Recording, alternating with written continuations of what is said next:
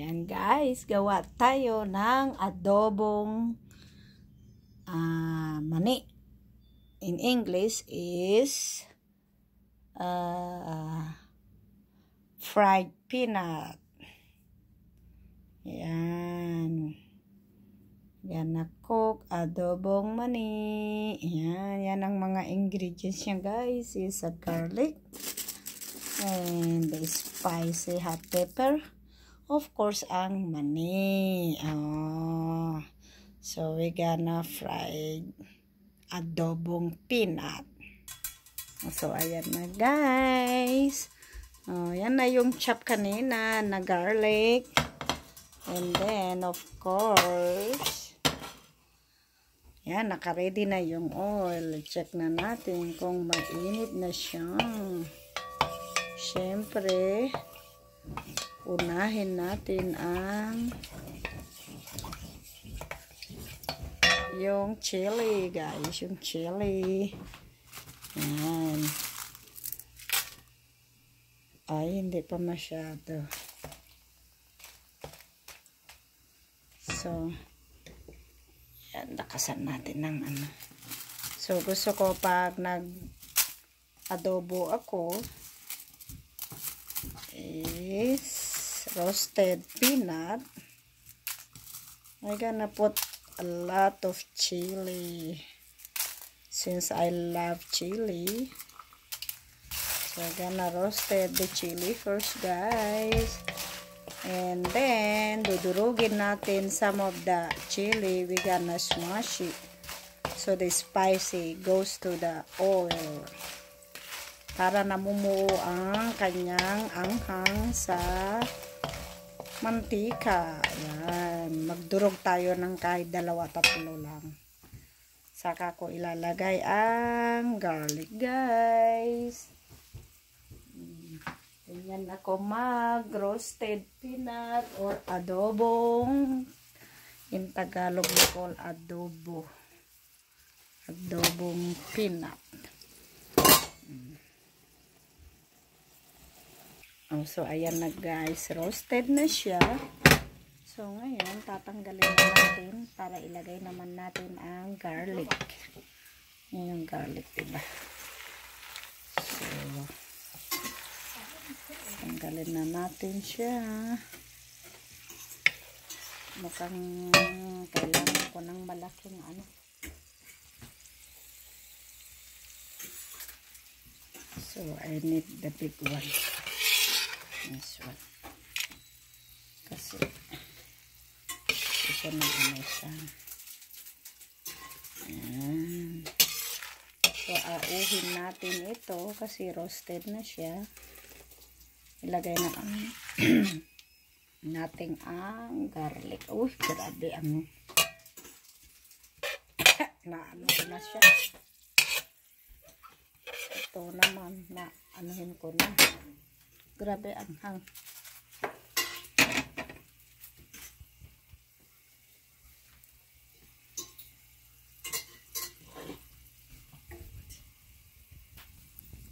Nilagay na natin itong garlic.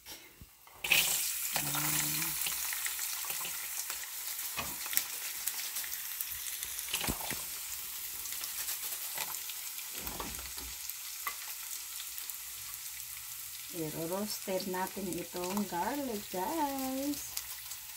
Pagalan na natin siyang brown na, golden brown, crunchy na, saka natin ilagay din ang peanut. I-roasted lang muna natin ito guys. Yan na siya guys. Oh, lapit ng mag golden brown. Hehe. Pag mag golden brown na yan guys, ilalagay na natin ang peanut. Tapos auuhin natin muna itong garlic. Gusto ko kasi mag golden brown itong garlic.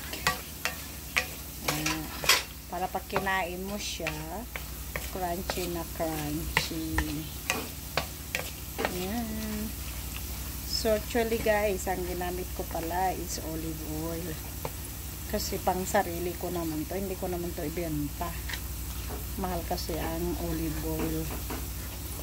So pwede namang yung mga ordinaryong oil. Kahit anong gusto niyo oil, vegetable oil, peanut oil, whatever. Pero ako kasi guys, mahilig ako gumamit ng olive oil. I love to use olive oil. So hindi madurog itong sili. Saka lang kasi naging crunchy ang sili pag malamig. It's gonna be crunchy. The hot chili, hot pepper if get cold. Yan, ganyan ang gusto ko. Yan, ang bango. Smell good. The garlic guys. Yan, ganyan ang gusto ko. Maraming garlic. Is a lot of garlic. And it's golden. So, ito siya guys. So, malamig na. So, ayan, So, ayan. Pwede ko magdurog para naman ma-absorb ng sabaw mamaya. So, ayan. Or ng garlic din guys. Gusto ko kasi hot roasted peanut ang pag nag-aano ako. So, ayan. Ready na siya guys. Pero yun, isa kasi yun So, pwede na. So, yan. Pwede ko nang auhin. Tanggalin ko na siya guys.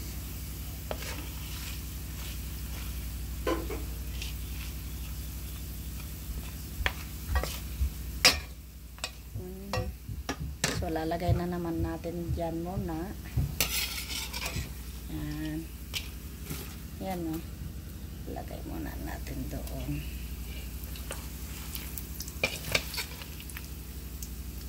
Yan.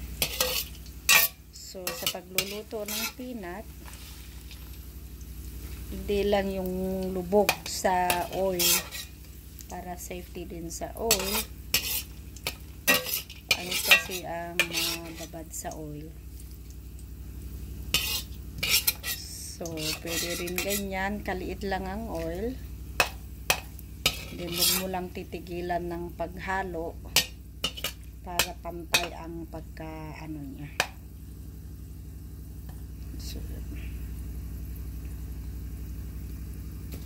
So, ayun na siya. Naahon muna siya. Yung garlic saka hot pepper. So, ngayon, lalagay na natin ang peanut, guys. Lalagay na natin ang peanut. Ayan, guys, lalagay na natin ito. So, tanggalin ko lang itong dalawa na iniwan ko. Ayan. So, natin ito. Medyo sinipag ako, guys. So, mukhang marami ang aking niluto. So, ang pound nito, guys, is 4 pound. Yan, 4 pound. So, mukhang maliit pa to. Hindi pa siya puno. So, ilagay ko pa yata yung isa. Kasi pag nagluto na naman ako, guys, is matagal na naman. Matagalan na naman ako magluto. So, damihan ko na. So, ganyan lang, guys. So, halo-haluin lang natin.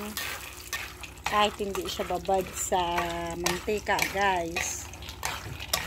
Ay, halo-haluin lang natin. Pantay din yan ang pagkaluto. Magiging crunchy din yan, guys. Pwede naman magpahinga konti-konti.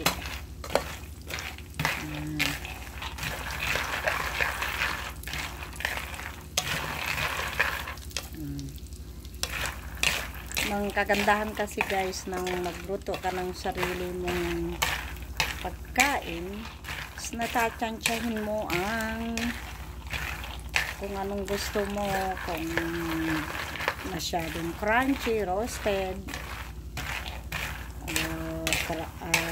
mild lang siya. And then sa timpla, ganun din. Yan mo lang ng asin. Yan, garlic. Yan. Pero nadurog na yung sili sa garlic roasted. Yan na yung ihalo dito pag naluto na siya. So, ganyan lang guys. Halak-haluin lang hanggang sa magiging golden brown. Malalaman mo naman siya pag luto na eh. Magiging golden brown siya. So, mukhang marami. So, siguro 2 beses ko lutuin mami. Kaya ito lang yung pinakamalaki kong lutuan eh.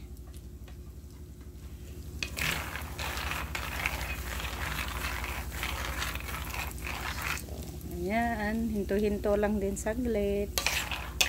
Yung iba, ang binibili na peanut is yung walang balat. Yan o, yung mga walang balat na. Pero gusto ko yung may balat. Kasi the more na may balat siya, the more mag-stay ang fresh niya kaysa na balatan. Para sa akin. Mas gusto ko yung may balat.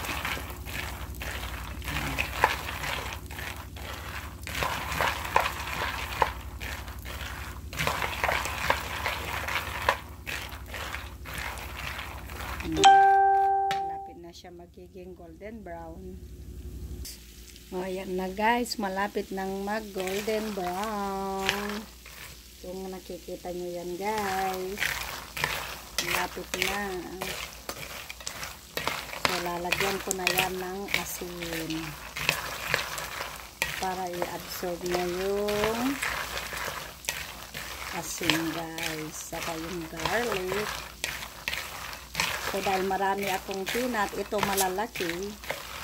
Hindi ko sila pinaghalo nito kasi maliliit ito. Baka kasi yan, madaling maluto. Ito, matagal. So, malalaman mo na malapit na siyang maluto. Parang golden brown na siya. Nakikita nyo yung hilaw guys. O, ganyan yung hilaw. Tapos ito, ayan siya, kakaiba na. So, you can see the difference. The peanut is already almost cooked. See that? The roasted golden brown and that's not cooked. This is almost cooked. So you can tell the difference, the color. See guys? So I can put this one salt now. So it's not good if I burn it. So maybe this is good now because I already taste. Look like it's okay now. See that? The different golden brown, then that one there. So I can put now the salt. Now lagyan ko na po siya guys ng asin. Para dumikit. So you absorb the salt. Yan. So while you mix it now, put now the salt. So the salt absorb it. Para magano na magkalasa na siya guys. Lagyan mo na ng konting asin. Since my husband don't like too much spicy, so I decide to cook this not spicy. Then I put a little bit garlic. And then maybe yan spicy little bit. See, we don't want, my husband don't like too much spicy. I want a lot like that, as in a lot of spicy. See how fast if you put now the salt and peanut while you keep mixing it when almost done. Yep. So this is done. Ayan.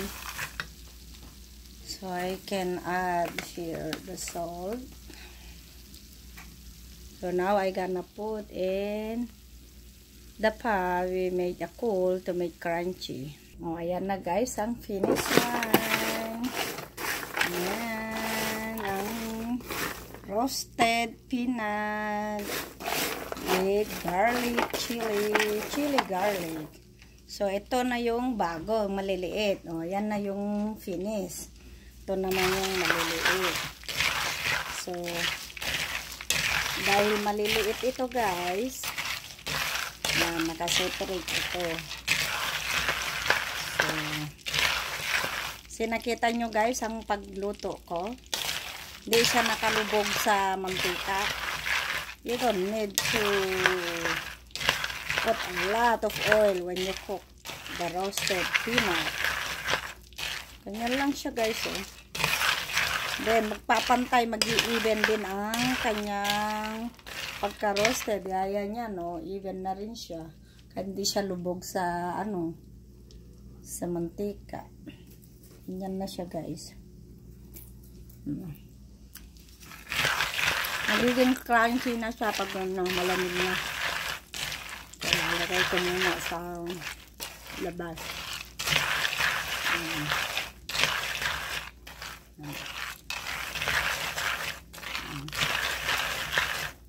Dami yun. Ganyan ako magluto pag sinipag ako guys. Ito na yung finish line. So, lagyan lang ng garlic, ganyan. Then chili style.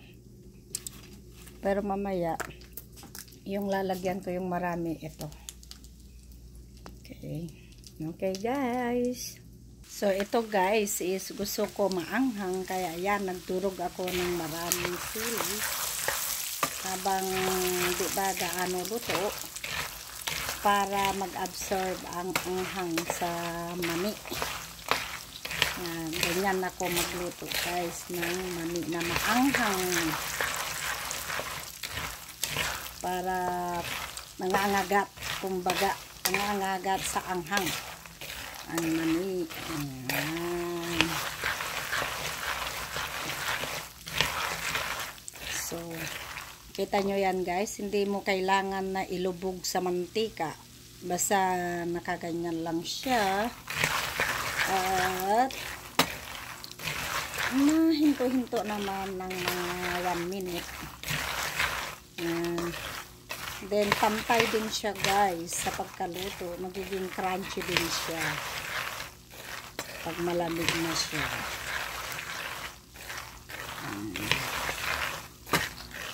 So yan, hinto-hinto lang ng konti. Yan, pahintuin lang natin guys. Tapos halo-halo lang. Ganyan lang.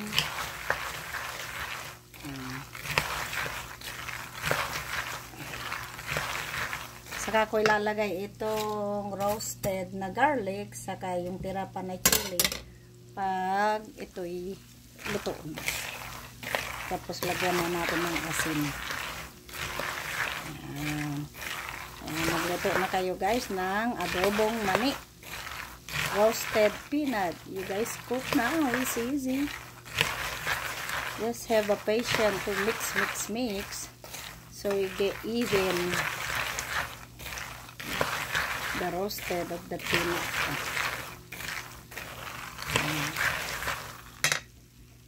So ayan na guys, golden brown na siya guys. At saka pantay pa siya guys. Kita nyo yan guys. So, iba pa ang tunog niya na. Oh, diba? Malutong-lutong. Pag ginalo nyo na, kita nyo yung tunog na niya. So, kung nakikita nyo, hindi siya lubog sa mantika.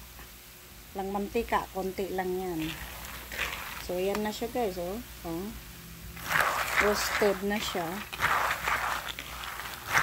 So, pwede ko na guys ilagay itong ricado para magtuloy pa siya guys. Para maganda. isda. Then, lagyan ko na siya guys ng Himalayan salt. Ayan. Ay, mukhang marami ito guys. So, ayan siya guys. Ganyan ako mag-adobong mani. Ayan. Maraming sili. Kasi gusto ko ng maanghang. So, kung nakikita nyo yung garlic, roasted siya. So, nilagay ko na siya sa last dahil ito ng peanut.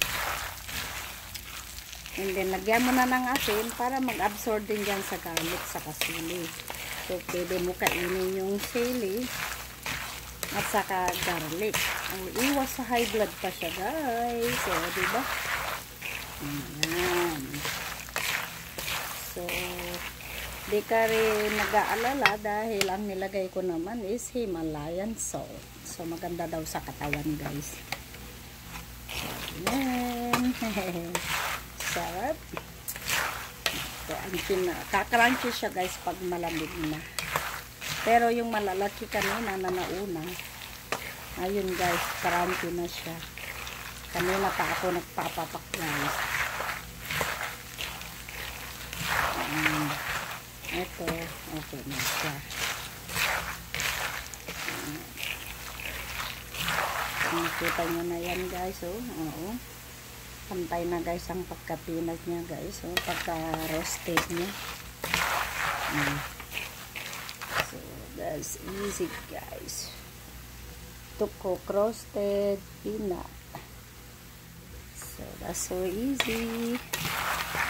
Pwede ko nang patayin ang apoy kasi itong salad master, tuloy-tuloy yan ng init. Yun lang kagandahan ng aking lutuan.